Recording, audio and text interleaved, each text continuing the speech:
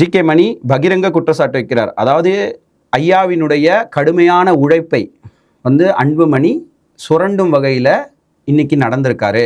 துரோகின்றத என்ன குறிப்பிடுறாரு. ஆனால் துரோகம் செய்தது தந்தைக்கு மகன் தானே அப்படின்ற ஒரு கேள்வியை இத்தனை நாள் நான் வாயை மூடினது பாட்டாளி மக்கள் கட்சியினுடைய தொண்டர்கள் விரிசல் அடைஞ்சிடக்கூடாதுன்னு தான் நினச்சேன் அப்படின்னு பதிவு பண்ணுறாரு. சரி, நீங்கள் ஒரு பதில் சொல்லுங்கள் எனக்கு. 2006 உங்களுக்கு நல்லா தெரியும். 2006 திமுக பெரும்பான்மை கிடையாது. பெரும்பான்மை ஆதரவு கொடுத்தது, நிபந்தனையற்ற ஆதரவு கொடுத்தது பாட்டாளி மக்கள் கட்சி.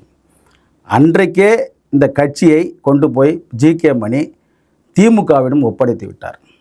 அன்றைக்கு மட்டும் ஐயாவிடம் சரியான தகவலை சொல்லியிருந்தால், நிபந்தனையற்ற ஆதரவு எதுக்கு நம்ம கொடுக்கணும், எதற்காக நம்ம வந்தோம், இடஒதுக்கீடு பெற்றுத்தரணும் தான் வந்தோம், திமுகவை நிர்பந்தப்படுத்துவோம், இடஒதுக்கீடு நீங்கள் தனி இடஒதுக்கீடு கொடுத்தா தான் நான் ஆதரவு கொடுப்பேன்னு அன்றைக்கி நீங்கள் நிபந்தனை சொல்லியிருக்கலாம்ல.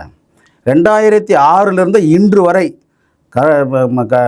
மறைந்த கலைஞர் அவர்கள் தொடர்ந்து இன்றைக்கு ஸ்டாலின், உதயநிதி வரையில் இன்றைக்கு பாட்டாளி மக்கள் கட்சியை அடுத்த கட்டத்திற்கு செல்ல விடாமல் மறைமுகமாக பலவீனப்படுத்த வேண்டும் என்று நினைத்தவர் ஜி.கே. மணியை தவிர இங்கே வேறு யாரும். இன்றைக்கி ஐயாவினுடைய கொள்கையை ஐயா எதற்காக இயக்கம் ஆரம்பித்தாரோ அந்த கொள்கை பிடிப்போடு இன்றைக்கு பாட்டாளி மக்கள் கட்சியை மருத்துவர் அன்புமணி அவர்கள் வழிநடத்தி கொண்டு போயிருக்கின்றார்.